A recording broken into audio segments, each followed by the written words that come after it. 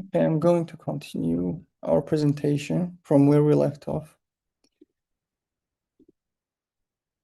Okay, so this is like generally a big topic about like frequency, what is frequency domain and why do we need this? But yeah, it's easy to talk about different waves, brain waves and different ranges of brain waves. And even if you are training a machine learning classification algorithm, you're usually doing that on spectrograms. So spectrograms are like middle ground between time domain and frequency domain because this gives you information about both like time information and also frequency information, but there is a trade-off, right? So here you can see like time on the x-axis and frequency on y-axis, and the color means like amplitude. And you can see different frequencies light up over time in the brain. So this is also a cool way of looking at the brain data, and this also comes up very frequently in the papers. So this is also a spectrogram, and you can see like over time some regions change. So in this case, we can see that after 30 seconds, the subject closes their eyes, and then we can see at around like 10 hertz, we can see activity, which means we have alpha waves when we close our eyes. So here in the spectrograms, the main thing to remember is we also have time information, but also frequency information. So we have both.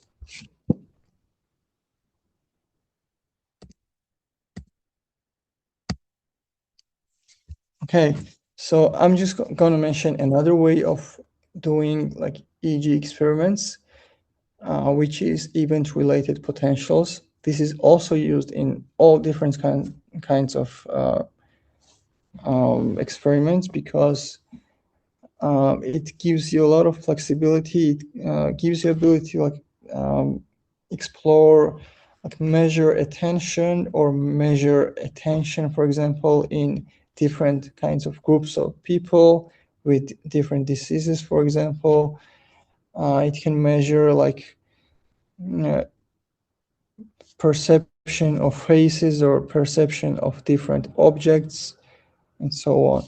So what I need you to remember here is that event-related potentials are they are averaged EEG signals. So we record multiple EEG signals over time, and we average our brain's response over many trials. And response means, for example, seeing a picture, and after seeing a picture, our brain has some activity, but just this one activity is not enough. We need to measure it over and over for the same picture.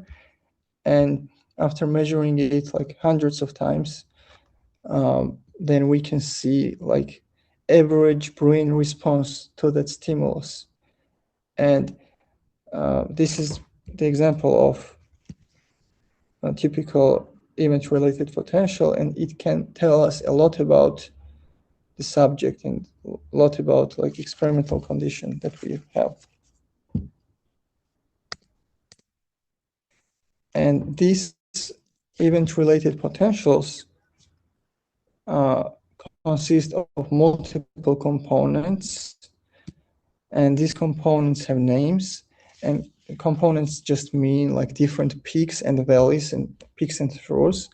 Like for example, this is one component is called N1, this is P2, this is N2, and so on. And the amplitude and the latency of those components are associated with different cognitive processes. Just to give you an example, the most popular component, event-related potential component, is P300, which means it's a positive peak around 300 milliseconds after seeing the stimulus. And it is associated with stimulus evaluation, like working memory activation, just cognitive load and attention. And we can design multiple kinds of experiments just for one. There is just another example of just actually doing an experiment of EEG. This is our lab in Muskhelishvili Institute in Georgia. We have this unicorn hybrid black EEG device. We have computer set up with specialized software where we run our experiments, and we can also visualize EEG in real time, and we also record it for later processing. And I'm not going to read all of this, but this is like how one of the typical EEG experiment looks. In this typical case, it was our brain's response on auditory stimulus.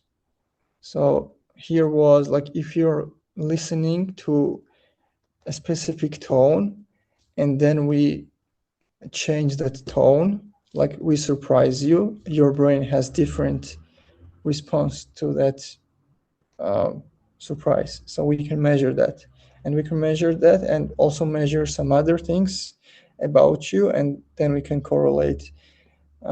We could have, for example, different groups. I have seen, for example, a paper where they measured these components for ADHD patients and normal patients.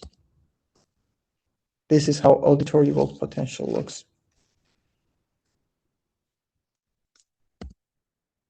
Okay, I know this is a lot. I'm not going like it shouldn't even be here, but if anyone is interested, they can just read it after the presentation or ask about it.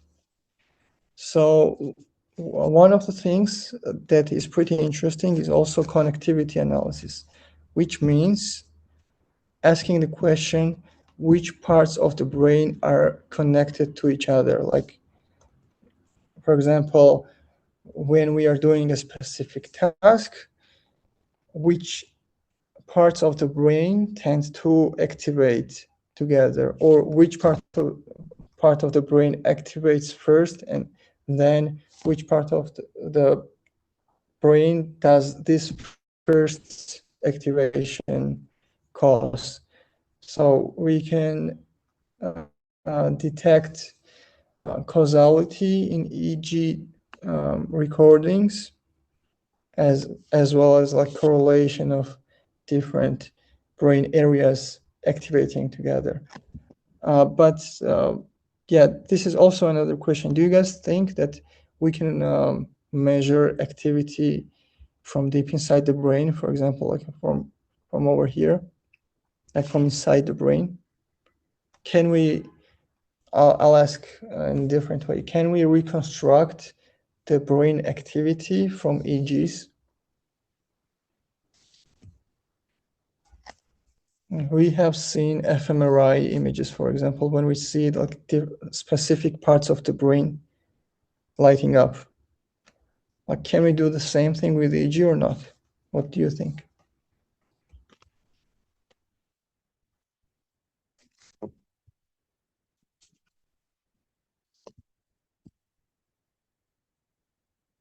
Okay, so this is actually called the inverse problem, because it's one thing to know which parts of the brain activates and then simulate the electrical propagation of those waves, which is from which we can get electrical activation from the brain. And this is actually very easy to do.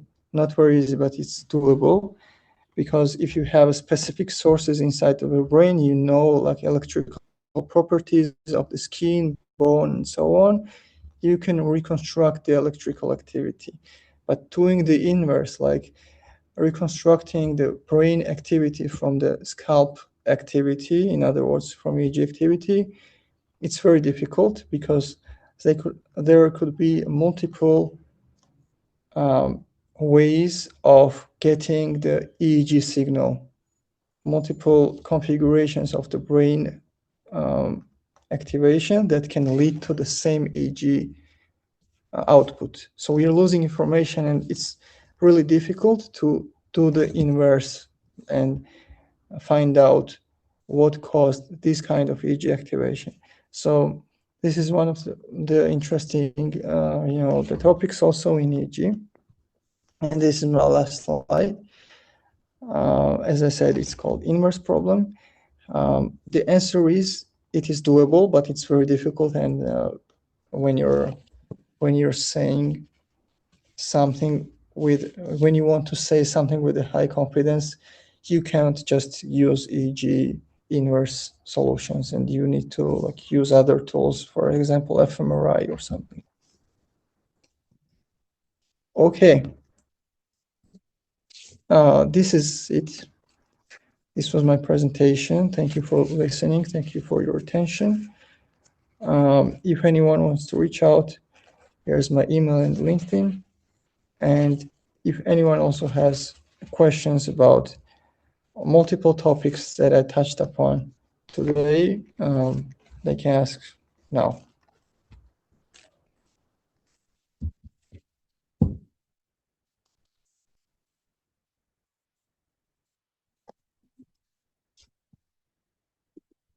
Tamam, Moçebi.